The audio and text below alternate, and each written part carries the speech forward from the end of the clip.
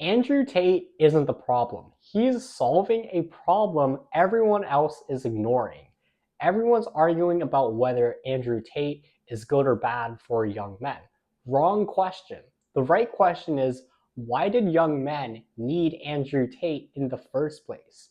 By the end of this video, you'll understand why Tate's model works, why his critics completely miss the point, and what's actually broken in the environment that made him necessary. This isn't a defense on Tate. This is an attack on Tate. This is a structural diagnosis of why his message resonates with millions of young men while institutions pretend the problem doesn't exist. Here's what changed for young men in the last 20 years. Traditional masculinity pathway was get education, get stable job, buy a house, support family, earn respect. That pathway is structurally broken now. You can get education and still not get a stable job that pays enough to support a family. You can have a stable job and still not afford a house. You can do everything right and still be 35, single, living with roommates with no clear path to the life you're promised. The timeline for build slowly and win later has extended beyond what's psychologically survivable for most men. You're supposed to delay gratification for what? Another decade? 2 decades? While watching your window for family formation close? Meanwhile, the institutions that provide structure, education, career paths, community, church are either hostile to young men or completely silent on male-specific problems. So what are young men supposed to do? The mainstream advice is be patient, work on yourself. The right person will come along. That's high time preference advice disguised as wisdom. It's telling men to keep playing a game where the rules changed but nobody updated the playbook. Tate shows up and says, the game changed. Here's how you win an actual environment you're in, not the environment boomers tell you exists.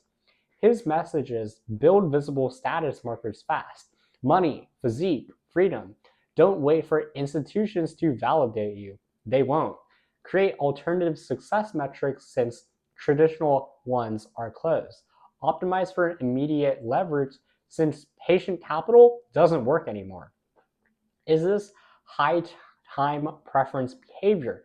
No, it's rational response to a high time preference environment.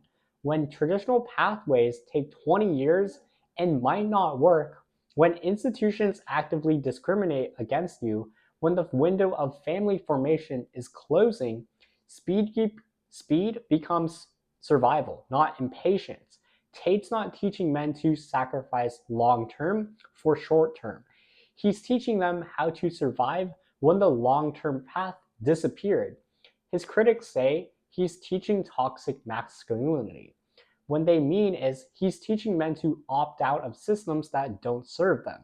And those systems don't like that. Here's what's actually happening. Young men are facing a genuine crisis. Loneliness epidemic, economic exclusion, institutional hostility, collapsing family formation rates.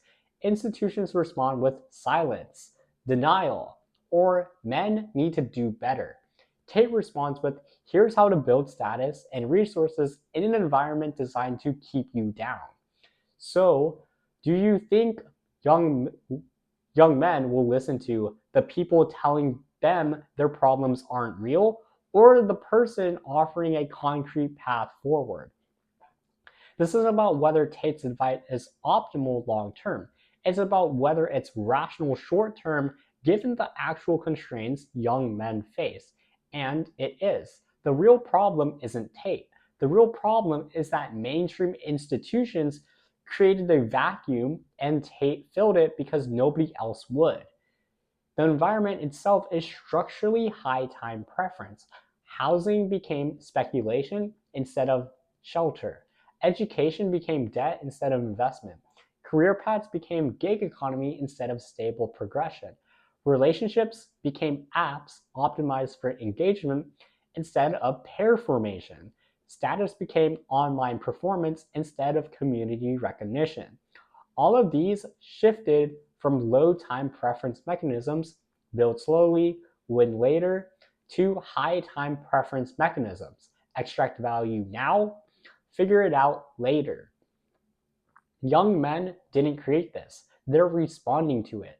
Tate's teaching them how to navigate the system that exists, not the system that should exist. His critics are mad that he's not pretending the old system still works. Here's why nobody can have a productive conversation about this. Tate's audience sees he's the only one telling the truth about what we're actually facing. Tate's critics say he's teaching dangerous shortcuts that hurt men long term. Both are partially right. Neither can talk to each other because they don't share a frame.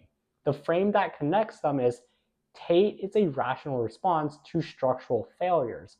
If you want to eliminate Tate, you have to fix the structures that made him necessary.